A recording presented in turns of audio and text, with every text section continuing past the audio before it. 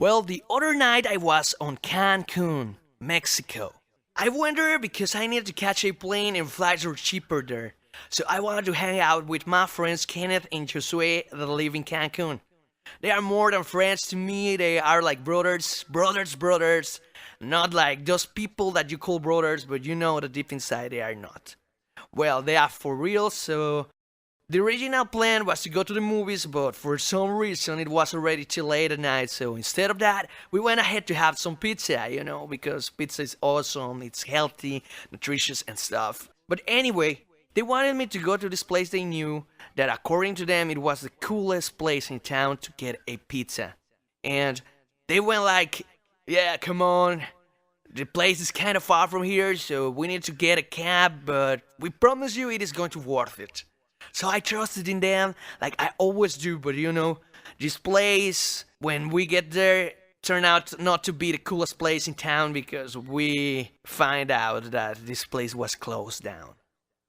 And one of the persons that worked in the restaurant that was in front of that place told us that they closed down for good, but there was a pizza restaurant of the same franchise in a couple of blocks from there. And look, I didn't want to go there because, Cancun is not the safest place to be wandering around at the middle of the night.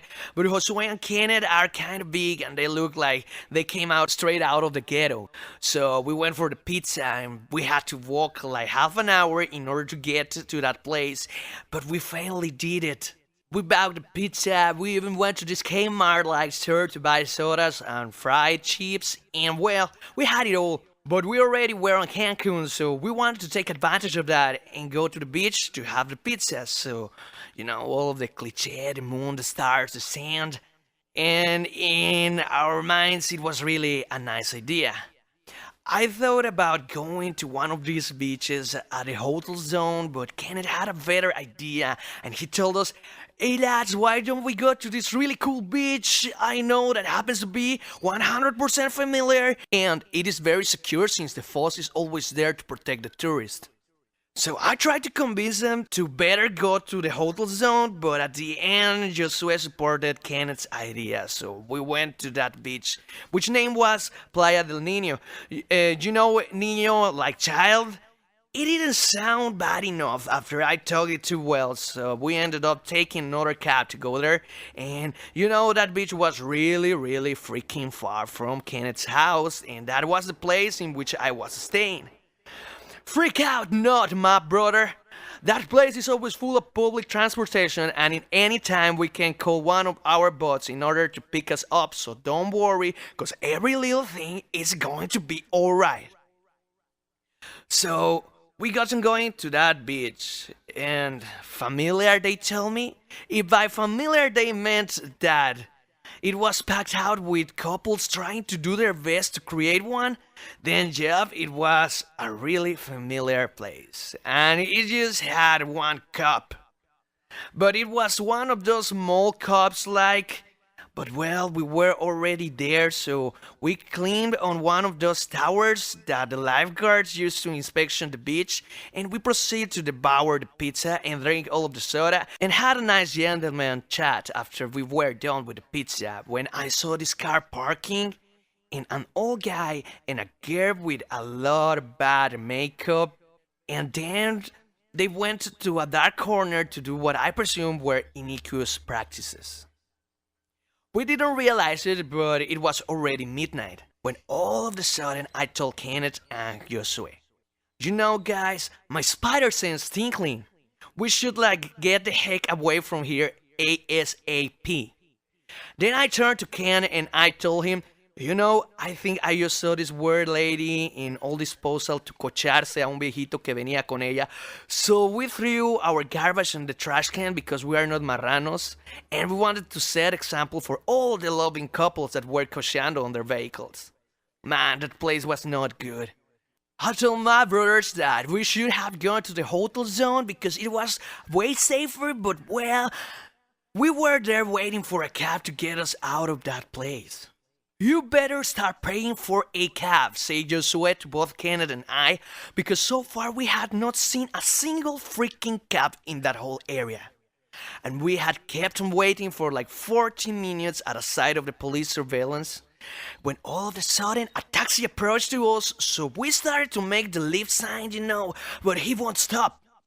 By that point, I realized that it didn't matter how pure, righteous, and Christian we were on the inside. We looked like thugs on the outside, and the taxi drivers would think it twice before picking us up. So I say to Josue, call your tios, we are not getting anywhere. And he told me, don't think so, bro. They are already slaves. They are gonna get angry if I call them. And I said, then what should we do, man? Should we walk a couple of blocks to find a better place to catch a cab? And he said, no, I wouldn't recommend walking through that path over there because there are gangs of thieves and drug dealers towards that direction. And we said, well, what about that other direction that is there? And Josue's response was, nope. That's the place where the fishermen live, and when they don't have a nice day with the fishing, let's say that they would get really aggressive towards anyone that dares to cross their path. Okay, and what about that other one? No, that other path is full of dark elves and orcs. Oh, come on, alright. Well, we will stay here. We even tried to ask for a lift to some of the couples that were there, but we looked like thugs, so we were not successful to get a lift from them. By that point, I turned to Kenneth and I told him, hey bro, I thought you said that this place had public transportation galore. And he told me, Jab, that's on the morning. Well, bro, it is already on the morning. It is already like 1 a.m., so here it is what I am going to do. I am going to pray so that God in heavens would send us something to get back to our house. So that is what I did, and Joshua said, I have an idea. There is a hotel nearby to this area, and it is safe to go there, so we could get there and call for a cab. Yeah, that sounded like a plan, and we were going to do that if it wasn't for Josue, who came up with a rather crazy new plan all of a sudden. Do you remember the old guy that was with the young lady with heavy makeup on that were making out on a corner of the beach? Well, they were ready to depart with their vehicle. So Josue just told to Kenneth and I, wait, I have an idea, and he ran towards their car and he tapped on the window like he was a cop.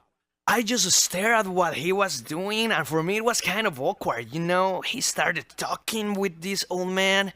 Then he turned to us and he made us a sign, and we approached to him, and I asked him, dude, what did you tell him? And he told me, man, you're not going to believe me, but I actually told him that we were Christian and we were not going to rob him. We just needed a lift really bad, so I asked him if he could give us a ride. And he said yes. So hop on the car. So we did it. What would you know? The old creepy guy gave us a ride. Once inside, we had this awkward silence. The awkward silence, no one is speaking. And then Josue pops a question out of nowhere. And he asked them, so, how did you guys meet? Kenneth and I turned at Josue thinking the same at the very same time. We were thinking, dude, shut up. Obviously, neither the creepy old guy nor the lady answered that question. At the end, this guy dropped us on a gas station in which we took a ride back home. It could have been worse, so if it wasn't for the old dude and his lady partner, we could have spent the night on that place.